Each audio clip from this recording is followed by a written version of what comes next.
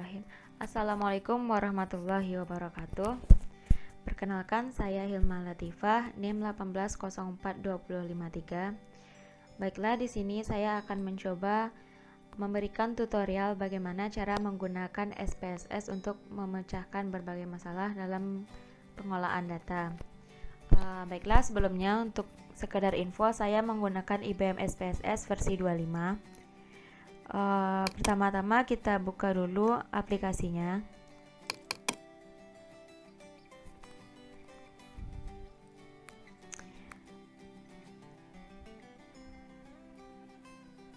Nah, ini dia aplikasi SPSS-nya. Terlebih dahulu kita disuruh untuk menginput data terlebih dahulu ke aplikasi. Namun untuk mempersingkat waktu, saya sudah menginput data yang sudah saya buat sendiri. Nah, ini dia data yang sudah saya buat. Data ini dikelompokkan berdasarkan jenis kelamin, tingkat pendidikan. Tes 1 maksudnya di sini adalah tes pertama saat partisipan mengikuti tes, dan tes kedua serta hasilnya. Di sini tujuan saya membuat data ini adalah untuk mengetahui bagaimana pengaruh tes pertama dan tes kedua terhadap hasil yang diperoleh. Baiklah, kita akan mencoba mengolah data menggunakan SPSS.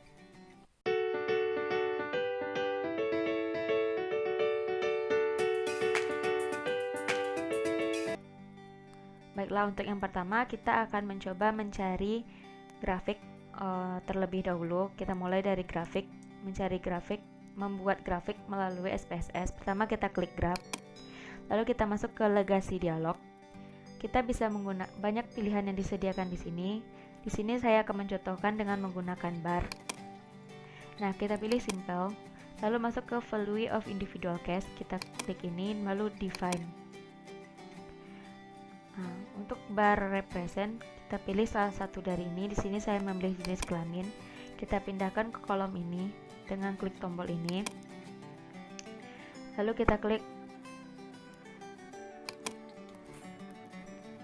case number, klik OK. Nah, di sini akan keluar outputnya. Nah, ini dia grafik untuk jenis kelamin. Di sini bisa kita lihat bagaimana gambaran grafik dari jenis kelaminnya.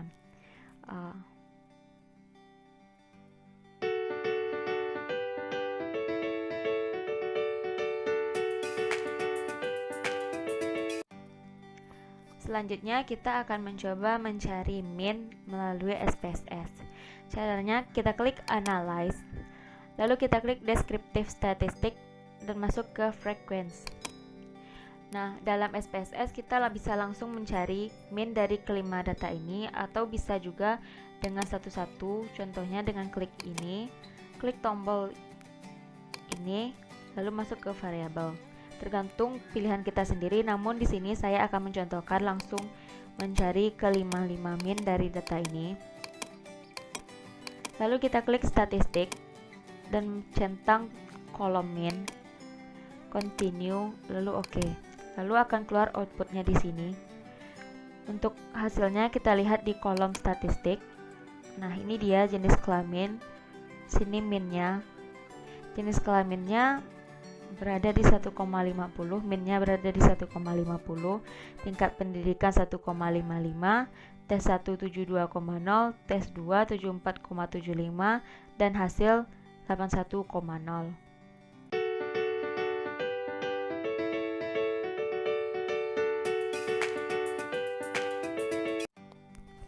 Baiklah, untuk selanjutnya kita akan mencoba mencari uji korelasi berganda melalui IBM SPSS. Untuk diketahui terlebih dahulu, uji korelasi berganda bertujuan untuk mengetahui tingkat keeratan hubungan antara dua atau lebih variabel bebas terhadap variabel terikat. Di sini saya mengibaratkan variabel bebas dengan X dan variabel terikat dengan Y. Untuk cara mencarinya, kita klik analyze. Lalu kita masuk ke regression. Lalu kita klik linear. Nah, di sini akan keluar kolom seperti ini. Untuk mencarinya, di sini saya masukkan hasil sebagai dependen, dan X1, X2 yang saya ibaratkan dengan tes 1 dan tes 2 ke dalam independen. karena kita akan mencari hubungan di sini, jadi kita klik statistik. Kita centang R square change. Lalu klik continue dan oke. Nah, di sini akan keluar outputnya seperti ini. Di sini untuk menentukan uji korelasi berganda ada 3 cara, melalui model summary, ANOVA, dan koefisien. Namun saya hanya mengerti bagian model summary dengan melihat nilai sig F. Nah, jadi saya akan menjelaskan uji korelasi berganda melalui patokan model summary. Untuk dasar pengambilan keputusannya terlebih dahulu harus kita ketahui, yaitu jika nilai sig F kecil dari 0,05 maka data di sini berkorelasi, dan jika nilai sig F besar dari 0,05 berarti data tersebut tidak berkorelasi. Di sini kita lihat nilai sig F change-nya 0,000. Berarti di sini data ini 0,00 kecil dari 0,05, maka dapat disimpulkan bahwa data ini berkorelasi.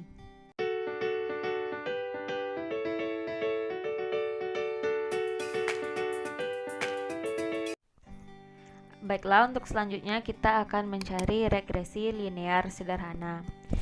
Sebelumnya saya jelaskan terlebih dahulu, regresi linear sederhana bertujuan untuk mengetahui ada atau tidaknya pengaruh satu variabel independen terhadap variabel dependen. Saya ingatkan lagi bahwa variabel independen di sini saya ibaratkan dengan X dan dependen dengan Y. Karena regresinya regresi linear sederhana, jadi kita hanya menggunakan X1 atau X2 saja, dan kita sandingkan pengaruhnya dengan Y. Caranya kita klik analyze, lalu kita masuk ke regression, klik linear. Karena sebelumnya kita mencari di sini, jadi kita keluarkan salah satu terlebih dahulu independen ini. Di sini saya akan mengeluarkan tes 2. Karena sebelumnya kita menggunakan kolom ini, berdasarkan pengalaman lebih baik kita cek dulu statistik. Apabila di sini R square change masih di checklist, maka kita matikan dahulu karena kita tidak mencari uji korelasi berganda. Lalu kita klik continue. Oke.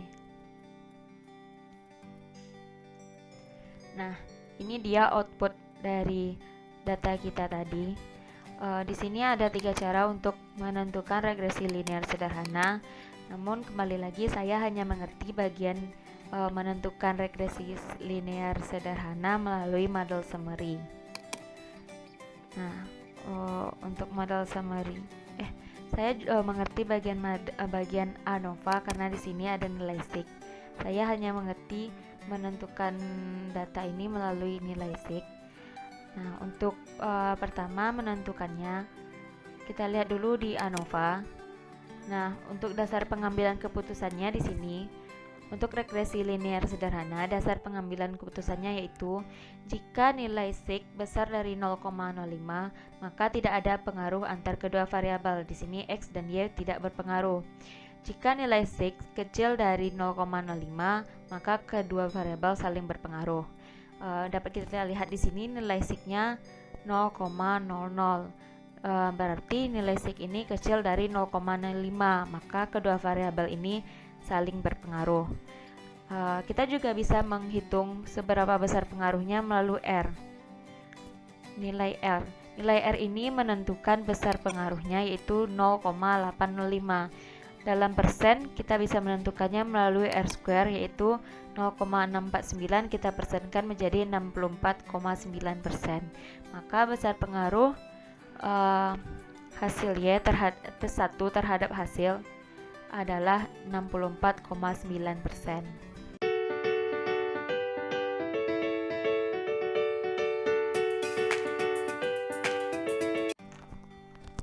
Nah, selanjutnya kita masuk ke regresi linear berganda.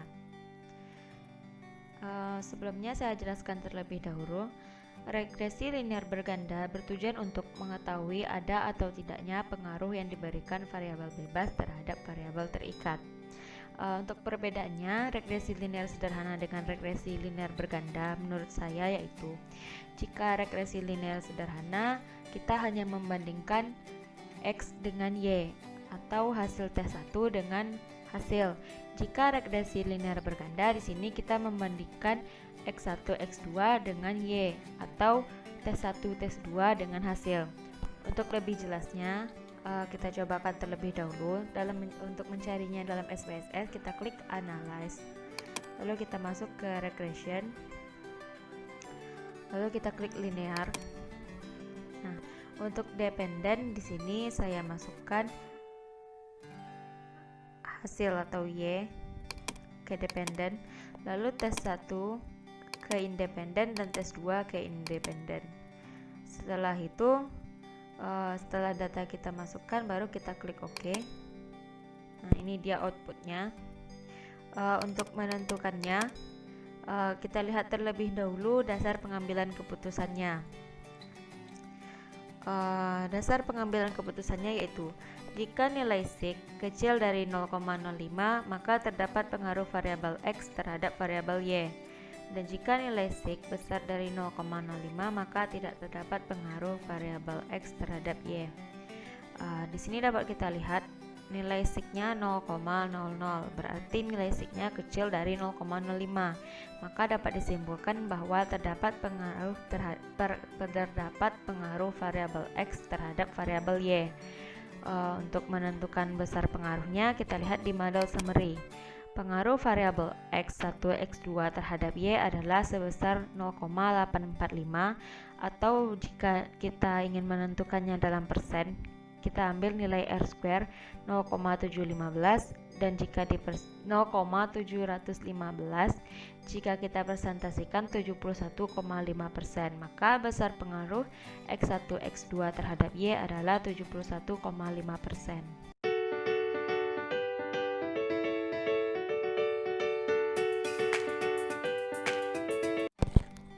Baiklah, untuk selanjutnya kita akan mencoba mencari uji one sample test. One sample test atau one sample t-test bertujuan untuk membandingkan rata-rata sampel yang diteliti dengan rata-rata populasi yang sudah ada. Di sini ada banyak cara untuk mencari one sample t-test, namun karena menurut saya hanya mengerti satu cara, maka saya akan mencontohkan cara tersebut.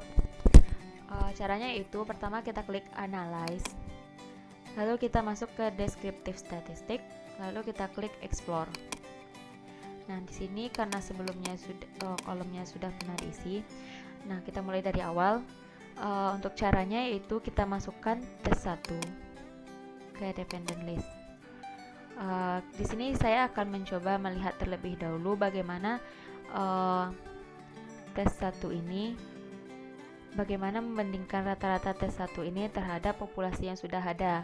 Populasi di sini berjumlah 20 karena data di sini saya ada 20 data. Selanjutnya kita klik di bagian plot. Nah, untuk mencari uji one sample test, kita harus mengklik faktor level together, stem and leaf, and normality plot with test, lalu klik continue, lalu OK. Nah, ini dia datanya. Untuk hasilnya kita lihat di test of normality. Nah, di sini kita bisa lihat untuk terlebih dahulu uji one sample t-test ini sama dengan uji normalitas. Nah, untuk mengetahuinya perlu kita lihat terlebih dahulu dasar pengambilan keputusannya, yaitu jika nilai sig besar dari 0,05 maka data tersebut terdistribusi normal, dan jika nilai sig kurang dari 0,05 maka data terdistribusi tidak normal. Di sini bisa kita lihat DF, yaitu jumlah populasi di sini 20 dan nilai sig 0,00. Lalu di Shapiro Wilk N-nya 20 atau jumlah data 20 dan nilai sig 0,035. Di sini kita ambil nilai sig bagian ini. Nah, di sini bisa kita lihat nilai sig-nya 0,035, maka nilai sig ini besar dari 0,05. Maka dapat kita simpulkan bahwa data tes 1 terdistribusi normal.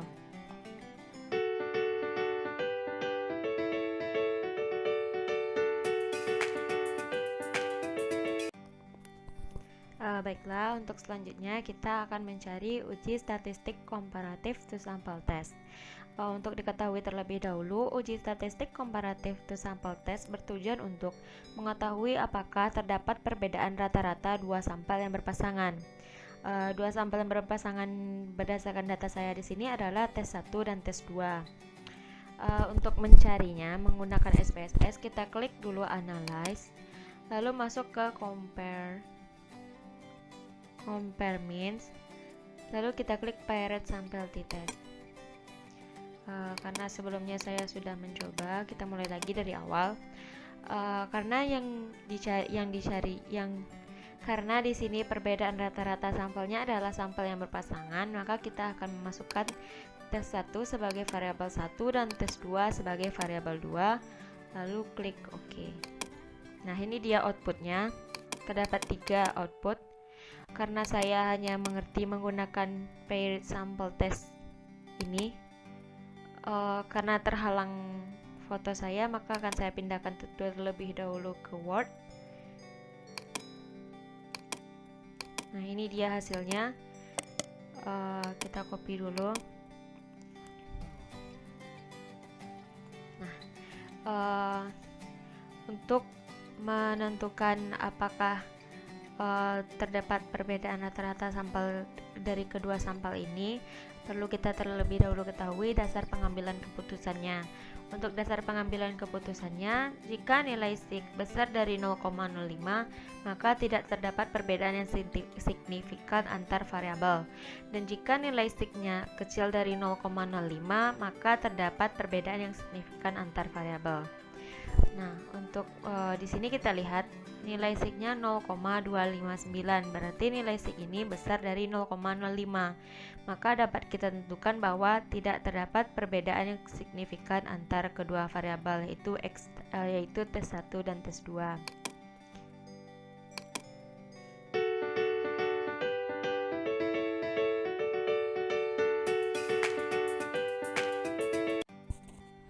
Baiklah, untuk tutorial yang terakhir, yaitu saya akan mencoba memberikan tutorial untuk menguji chi-square. Untuk diketahui terlebih dahulu, uji chi-square atau uji chi kuadrat bertujuan untuk mengetahui hubungan antar variabel yang terdapat pada baris dengan kolom. Nah, untuk lebih jelasnya kita coba praktekkan. Cara mencarinya yaitu pertama kita klik analyze, lalu descriptive statistics, lalu kita klik cross tab. Nah, untuk row di sini, karena di sini kita akan mengetahui hubungan antar variabel yang terdapat baris dengan kolom. Di sini saya mengambil jenis kelamin sebagai row dan tingkat pendidikan sebagai kolom. Lalu kita masuk ke bagian statistik. Nah, kita centang bagian chi-square, lalu continue dan OK. Nah, ini dia outputnya. Di sini kita dapat menentukannya dengan case processing summary, jenis kelamin atau cross tabulation, dan chi-square test. Karena saya mengerti dengan chi-square test, maka kita akan menggunakan chi-square test. Untuk dasar pengambilan keputusannya, jika nilai sig kecil dari 0,05, maka terdapat hubungan yang signifikan antar baris dengan kolom. Namun jika nilai sig besar dari 0,05, maka tidak terdapat hubungan yang signifikan antar baris dengan kolom. Di sini dapat kita lihat nilai signya 0,370 dan 0,185. Nilai sig ini besar dari nilai sig 0,05 berdasarkan pengambilan keputusan. Maka dapat disimpulkan bahwa tidak terdapat hubungan yang signifikan antara baris dengan kolom.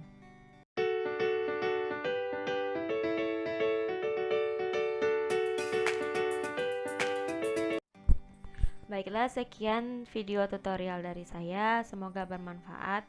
Mohon maaf jika ada kesalahan. Saya membuat video ini berdasarkan pemahaman saya sendiri. Mohon maaf jika ada salah dan kata serta tindakan. Selamat menikmati video saya. Terima kasih. Assalamualaikum warahmatullahi wabarakatuh.